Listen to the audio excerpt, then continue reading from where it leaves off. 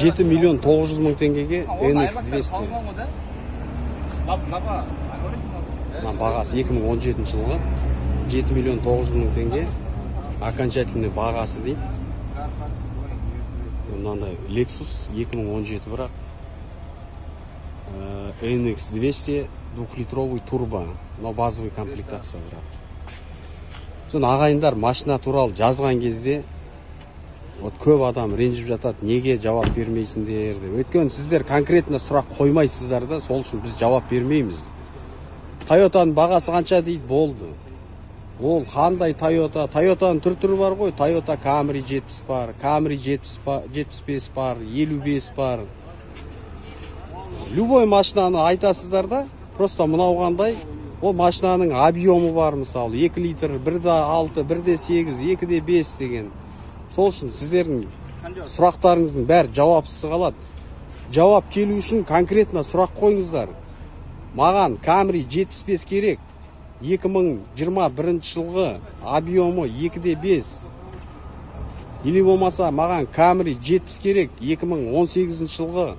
Сол кезде біз растаможкасын примерно санап бере аламыз сіздерге.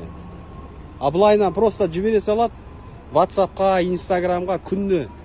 Жоқ дегенде 800 сообщение келеді Instagramға, WhatsAppқа. Он жартысы просто әшейін жаза салады. Camry'дің бағасы қанша, под ключ дейді. Ол под ключ санау үшін ол машинаның біз объемын білуіміз керек. Растаможка объемға қарайды и жылға қарайды. Сосын, мысалы, мынау Lexus 2017 жылғы. Не только Lexus, любой 2017 жылғыдан 2020 жылғы машиналарға первичный регистрация 1 миллион 700 мың теңге төленеді. 2020 мен 2017-нің арасында.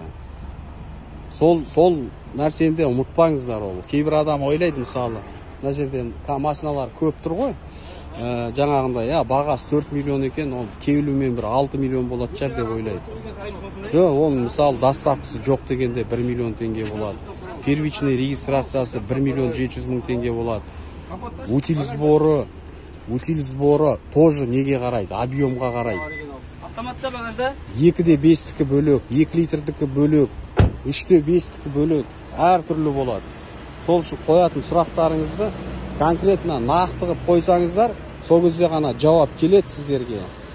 Ал жаңағындай әшейін жазып жіберсеңіздер, ол жауап келмейді. Ондай 1000 сообщение жатыр, жауап беретін біздің уақытымыз жоқ ондайға. Оны біз қарап отырмаймыз ғой, қай жылғы керек, объемы қандай керек деп. Сол үшін конкретно машина алатын болсаңыздар, точкасын қойып айтыңыздар.